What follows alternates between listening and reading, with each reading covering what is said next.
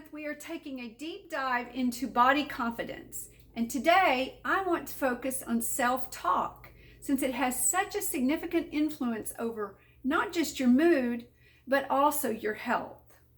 In case we have not met yet, I'm Lisa Grace Wright from Your Personal Best Training Studio, where my team and I help men and women over 50 years old to age actively, able to do all the things they love doing for the next 10, 20, 30 plus years.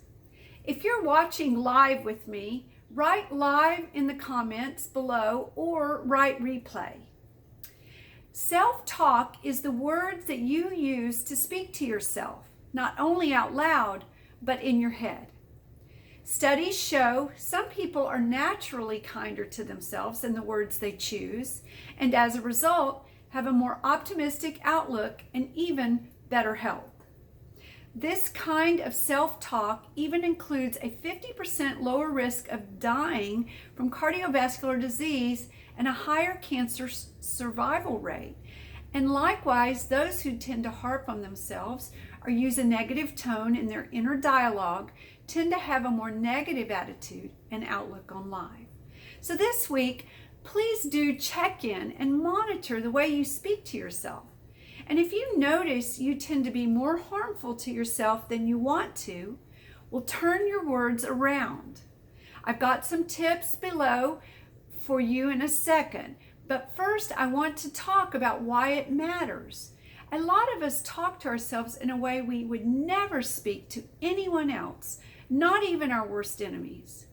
This language matters because positive self-talk and having an optimistic attitude links with better health and even a reduced risk of sudden death. I'm talking about improved immune function, less pain, better heart health, more energy, a greater sense of fulfillment in your life, and a lot less stress. That sounds pretty amazing, right? Give me a thumbs up if you think so. Hey, sometimes you can speak negatively to yourself and not even realize it. There are 4 basic kinds of negative self-talk. You might even recognize yourself in some of these. 1, black and white thinking. Things are either good or bad, sweet or sour, happy or sad. There's no room for middle ground. This thinking is a rigid way to look at life.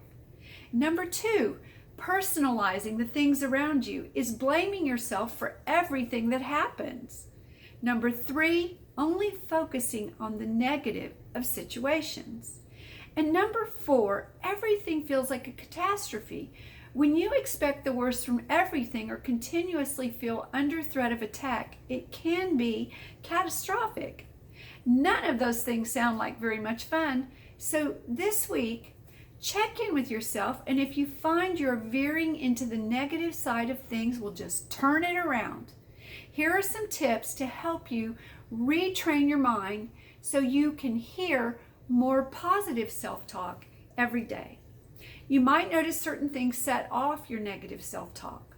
Watch for patterns, and when you see situations that make you feel negative, you can anticipate them and be ready for them.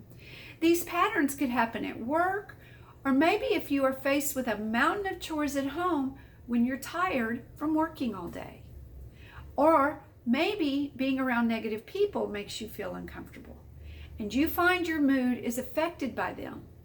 Look for humor all around you. You usually find what you're looking for. If you need a positive boost, find something funny. This could be a funny video or TV show, comedy act, or you can go pro and try to find the humor in your situation. Find positive people to hang out with or follow on social media.